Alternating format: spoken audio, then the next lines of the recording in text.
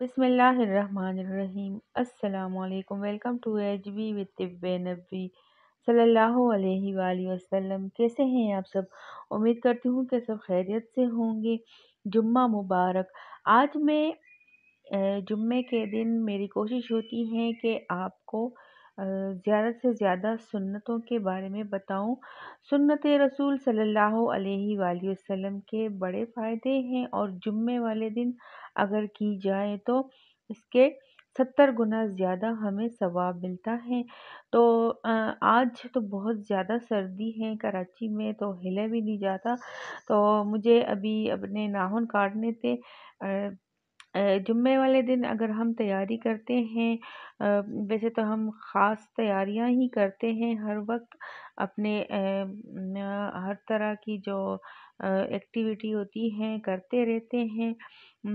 लेकिन अगर जुम्मे वाले दिन हम ये नियत करके ये चीज़ें करें तो हमें डबल सवाब मिलता है, 70 गुना ज़्यादा हमें इसका अजर मिलता है। सबसे पहले तो हमें दुरूद पाक का एहतमाम करना चाहिए और हमें चलते फिरते दुरूद पढ़ना चाहिए नबी अकरम सल्लल्लाहु अलैहि वसल्लम पर।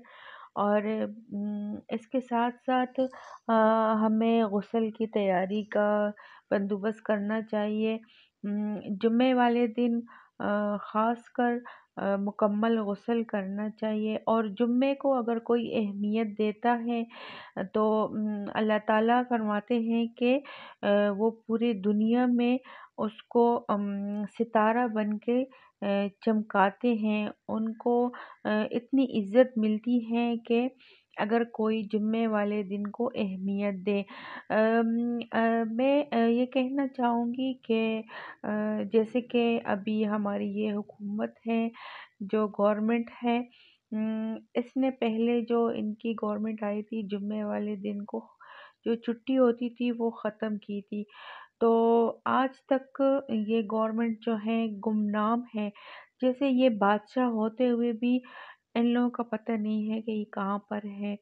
अगर एक भाई वो लंदन में है तो गुमनाम है, और बादशाह होते हुए भी, क्योंकि इन लोगों ने जुम्मे को अहमियत नहीं दी। सारे मुसलमानों को अ, अ, एक तो काम होता है, दूसरा जुम्मे की तैयारी की फ़िक्र होती है, तो मुसलमानों को दरबदर किया होता है, भागने पे मजबूर किया होता है, क्योंकि जुम्मे का दिन तो कोई छोड़ता नहीं है। जुम्मे की नमाज तो ख़ास पढ़ी जाती है, हर जगह एहतमाम होता है। अगर छुट्टी होती तो आराम से मुसलमान अपने ये जो फ़र्ज़ हैं वो अदा करते।